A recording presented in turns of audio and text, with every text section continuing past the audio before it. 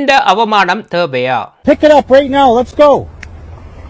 Pick it up, put it back in your truck. You don't litter here. We're gonna litter. Can you tell me? You can't litter. தேவையில்லாம ரோட்ல போற வாரவங்க எல்லார்ட்டையுமே பேச்சு வாங்க வேண்டியதாக இருக்கு.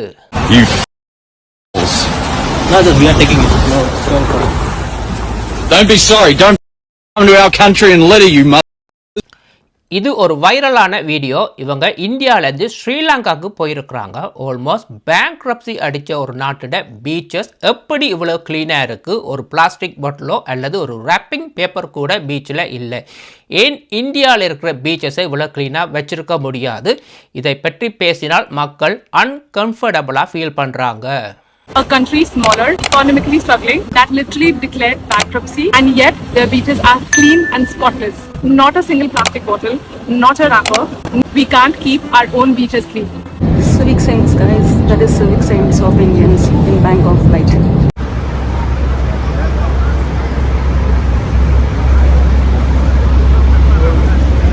வணக்கம் எல்லாம், எப்படி இருக்கீங்க? இந்த அவமானம் தேவையா? நீங்கள் தான் கமெண்ட் பண்ண போகிறீங்க இது அவமானமா இல்லையா என்று. சொந்த நாடுகளில் செய்யும் பொழுது இது பெரிய அளவில் பேசப்படாது. இதே நீங்கள் வெளிநாடுகளில் செய்யும் பொழுது ரோட்டில் போகிற வாரவங்க எல்லாருமே காரை ஸ்டாப் பண்ணி கூட ஏசிட்டு போகிறாங்க. ஒரு சிலர் தெரிஞ்சு செய்கிறாங்க, ஒரு சிலர் தெரியாமல் செய்கிறாங்க, இன்னும் சிலர் தெரிஞ்சும் தெரியாத மாதிரி நடிக்கிறாங்க, இன்னும் சிலர் இதை சிவிக் சென்ஸ் என்று சொல்கிறாங்க. இது ஒரு ஹாங்காங் ஃப்ளைட்டில் நடந்த ஒரு சம்பவம்.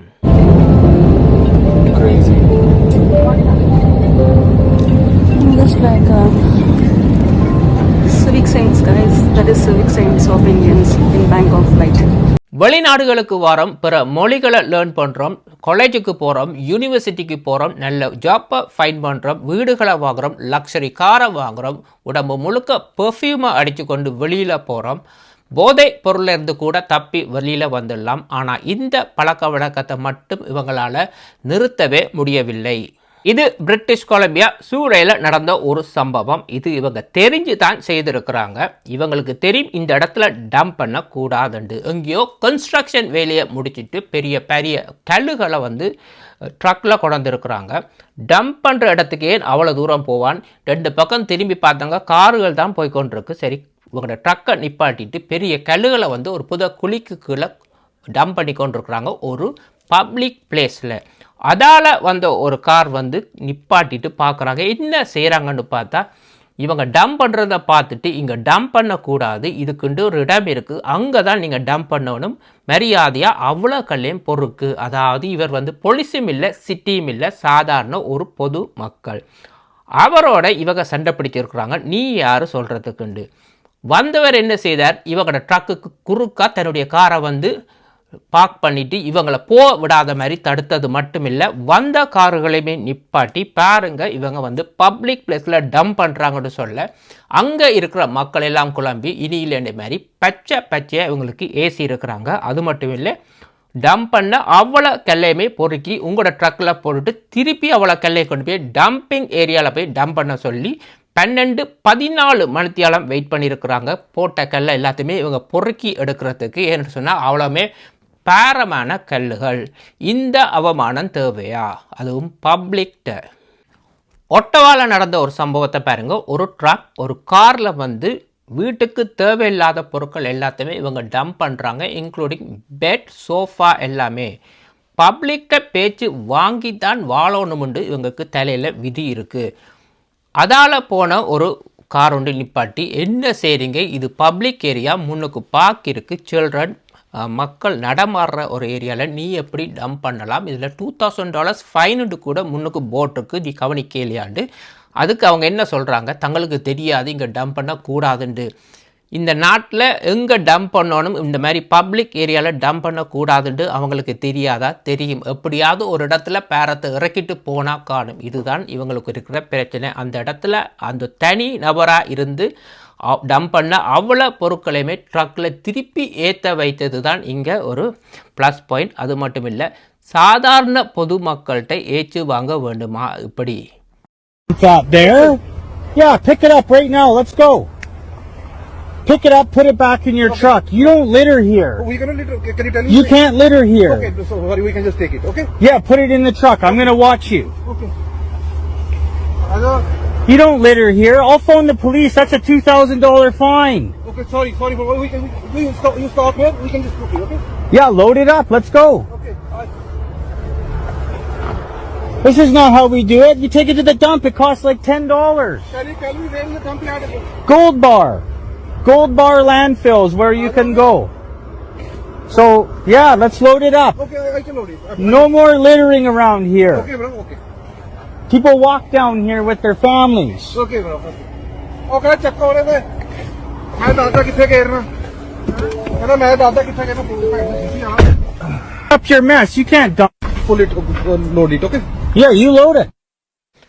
நியூசிலாண்டில் நடந்த சம்பவத்தை பாருங்க. இந்த வீடியோ வைரலாக போய்கொண்டே இருக்கு. இன்னுமே பார்த்தா படித்தவங்க மாதிரி இருக்கிறாங்க, யங்ஸ்டர்ஸாக இருக்கிறாங்க, பச்சை பேச்சு வாங்குறாங்க, தலை குனிஞ்சு நடக்கிறாங்க. இந்த இடத்துல டம்ப் பண்ணியிருக்கிறாங்க. ஒரு பப்ளிக் மெயின் ரோட்டில் காரை பார்க் பண்ணிவிட்டு தங்களுக்கு தேவையில்லாத கார்பேஜ் எல்லாத்தையுமே டம்ப் பண்ணிடுறாங்க.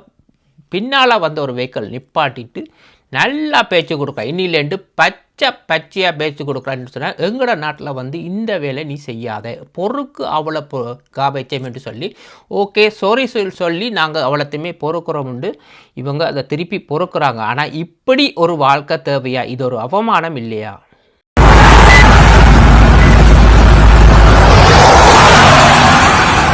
You Now that we are taking it. No. don't be sorry. Don't come to our country and litter, you mothers. இப்போ வெளிநாடுகளில் வாரவன் எல்லாட்டையுமே பேச்சு வாங்கி கொண்டு தான் இருக்க வேண்டுமா?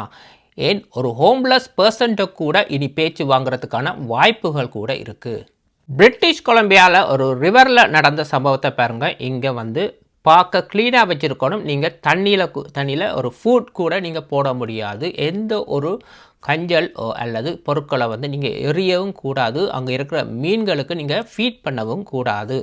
ஆனால் இங்கே இவர் வந்து உடுப்புகளை கொண்டு துவைக்கின்ற சோப்போட வாராங்க ரிவரில் வந்து உடுப்புகளை துவைக்கிறதுக்கு. ஒருவேளை இவருக்கு கனடாவில் இந்த மாதிரி ரிவரில் வந்து உடுப்பு துவைக்கக்கூடாதோ என்று தெரியாமல் இருக்கலாம். இருந்தாலும் மேனிசி மேரட்டை இவர் பேச்சு வாங்குறார். உடனே நீ இந்த இடத்த விட்டு கிளம்பு, இல்லாட்டி நான் வந்து சிட்டிக்கு அடித்து சொல்லுவேன்ட்டு பின்னால் கத்துறாங்க. அதே நேரத்தில் அங்கே இருக்கிறவங்க சொல்கிறாங்க, இந்த இடத்துல நீ சோப் போட்டு குளிக்கவும் முடியாது, துவைக்கவும் முடியாது, அங்கே இருக்கிற மீன்களுக்கு ஆபத்து ஏற்படும்னு சொல்லி விளக்கமாகவும் சொல்கிறாங்க.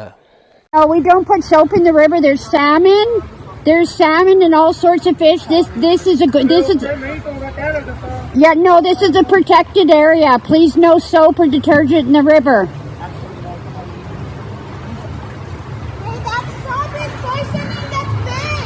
No, we should talk to him. Otherwise, I'm going to call the Bible. Right? Yeah. No. We don't do that here. We don't do that here. Yeah, you're poisoning the fish. We're calling Bilo right now. We're calling the police. You have to stop that. We're killing the fish. Okay, sorry, नहीं बोला, नहीं बोला. Call the Bilo.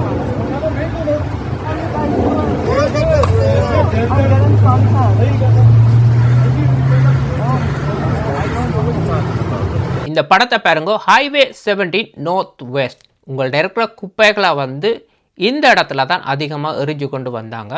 அந்த இடத்துல போர்டும் போட்டுட்டாங்க, $5,000 fine. அதாவது நீங்கள் குப்பைகளை டம்ப் பண்ணுவீங்களா இருந்தால் உங்களுக்கு $5,000 ஃபைன். ஆனால் ஸ்மார்ட்டாக இவங்க என்ன செய்திருக்கிறாங்க, வின்டர் சீசனில் பனிக்கு மேலே தூக்கி குப்பையில் எரிஞ்சிருக்கிறாங்க. ஸோ கண்டுபிடிக்க முடியாது. இப்போ பனியெல்லாம் உருகினா பிறதான் தெரியும் எவ்வளவு குப்பைகளை வந்து மக்கள் எரிஞ்சிருக்கிறாங்க என்று. ஸோ சிஸ்டம் வந்து இங்கே மிஸ்யூஸ் பண்ணப்பட்டிருக்கு. அதே நேரத்தில் இங்கே கமெண்ட் பண்ணியிருக்கிறாங்க பாருங்க, வெல்கம் டு லிட்டில் இந்தியா. பிரியப்பட்ட குப்பைகள் எல்லாமே உணவுப் பொருட்கள். வீட்டில் சமைச்சு பலதா போன உணவுகளை வச்சுருந்தா வீடு மணக்கும்னு சொல்லி போகிற வழியில் இந்த ஹைவேல எரிஞ்சிட்டு போகும்னு சொல்லி எல்லாமே உணவு சம்பந்தமான பொருட்கள் தான் இங்கே எறியப்பட்டுள்ளது. இங்கே பார்க்குற இந்த வீடியோ வந்து மும்பை அல்ல, லிட்டில் மும்பைன்னு கூறப்படும் பிராம்டன். இது வந்து ஒரு பிராம்டன் பார்க்கில் எடுக்கப்பட்ட வீடியோ. இந்த வின்டர் டைமில் வந்து எவ்வளவு குப்பைகளை வந்து மக்கள் இந்த பார்க்குக்குள்ளே எரிஞ்சிருக்கிறாங்கன்னு பாருங்க. இன்க்ளூடிங் ஷாப்பிங் கார்ட் கூட இதில் இருந்திருக்கு. பைசிக்கிள்லேருந்து வீட்டுக்கு தேவையில்லாத எல்லா பொருட்களையுமே இந்த பார்க்கில் வந்து இவங்க டம்ப் பண்ணியிருக்கிறாங்க. ஸோ பஸ்ஸால் இறங்கி வராங்க, சாப்பிட்டு அதே நடந்து வரும் பொழுதே இருக்கிற பொருட்கள், அதாவது சாப்பிட்ட பொருட்கள்லேருந்து ஃபோம்லேருந்து கண்டெய்னர்லேருந்து எல்லாத்தையுமே சும்மா ரோட்லேயே எரிஞ்சு கொண்டு வந்திருக்குறாங்க. வீட்டு கார்பேஜில் போடுற ஐடியாவே இல்லை. சிட்டி ஒன்றுமே செய்ய முடியலை. இந்த கம்யூனிட்டி ஒன்று செய்தது என்னென்னு சொன்னால், ஸ்கூலில் படிக்கிற பிள்ளைகளை வச்சு ஒரு க்ளீனிங் ஒன்று செய்திருக்கிறாங்க. ஒரு வாலண்டியர் அவசர வச்சு அந்த பிள்ளைகள் தான் இந்த பொருட்களை வந்து பிக்கப் பண்ணியிருக்கிறாங்க. இந்த பார்க்குக்கு உள்ளே போய் ஒரு பொருளாக வந்து பிக்கப் பண்ணி கொண்டு வெளியில் கொண்டாந்துருக்குறாங்க. சிட்டியை க்ளீனாக வச்சுருப்போம்ண்டு. இதில் ஜோக் என்னென்னு சொன்னால், இவங்க கொண்டாந்து வச்ச பொருட்களுக்கு மேலேயும் மக்கள் வந்து பழைய பொருட்களையும் காபேஜையும் அதுக்கு மேலேயும் கொண்டு போய் எறிஞ்சிருக்கிறாங்க. இது ஒரு பழக்க வழக்கமா அல்லது ஒரு வியாதியா? இது எங்கே இருந்து ஆரம்பிக்குது என்பதை பார்ப்போம். இந்த வீடியோவில் பாருங்கள், ஒரு இந்தியன் ட்ரெயினுக்குள்ளே நடக்கிற ஒரு சம்பவம். எதனால் இவங்க வெளிநாடுகளுக்கு வந்தால் இந்த கார்பேஜை வெளியில் எறிகிறாங்கன்ட்டு இதிலிருந்து உங்களுக்கு தெரியும். ஒரு என்ஜினுக்கு முன்னால் இருக்கிற ஒரு கார்பேஜை வந்து இவர் பிக்கப் பண்ணிவிட்டு, அதுவும் ஒரு கருப்பு கலர் பேக் கூட அங்கே வச்சுருக்குறாங்க ஒரு சிஸ்டமாக. சரி, பேக்கை மாற்றிட்டு பழைய கார்பேஜை கலெக்ட் பண்ணி ட்ரெயின் நிப்பாட்டினா பிறகு டம்ப் பண்ணுற இடத்துல டம்ப் பண்ணுவோம்ட்டு இல்லாமல் ஓடிக்கொண்டு இருக்கிற ட்ரெயினில் வந்து தண்டவாளத்தில் தூக்கி இந்த குப்பையை தூக்கி எறிகிறாங்க. இங்கே வந்து இவரில் பிழை இல்லை, இவருக்கு கொடுக்கப்பட்ட இன்ஸ்ட்ரக்ஷன். இவங்க கவர்மெண்ட் என்ன சொல்லுதோ அதை தான் மக்கள் செய்கிறாங்க. மக்கள் இப்படி பழகினதால தான் வெளிநாடுகள்லேயும் வந்து இதே பழக்க வழக்கத்தை வந்து தொடர்ந்து செய்கிறாங்க.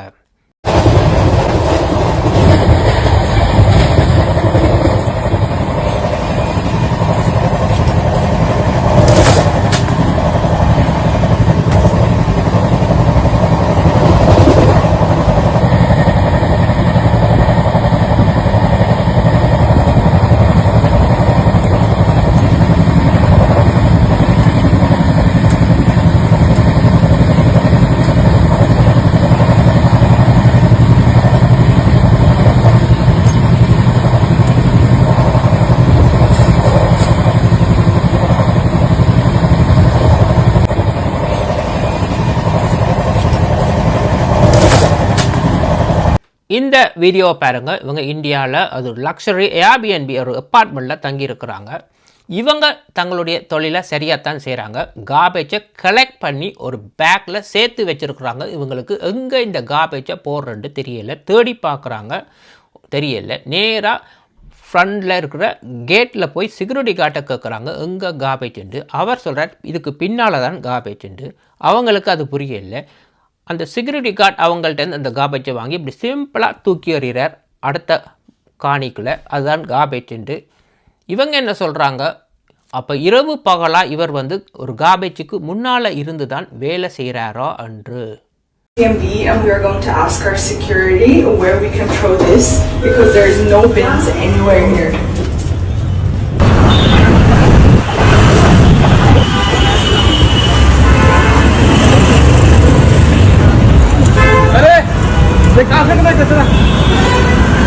இந்த வீடியோவை பாருங்கள். இவங்க ஒரு கண்டென்ட் கிரியேட்டர், அதுவும் இந்தியாவிலேருந்து ஸ்ரீலங்காவுக்கு வந்திருக்கிறாங்க. வந்து ஸ்ரீலங்காவில் இருக்கிற பீச்சஸ் கடற்கரைகளை பார்த்து அதிசயப்படுறாங்க.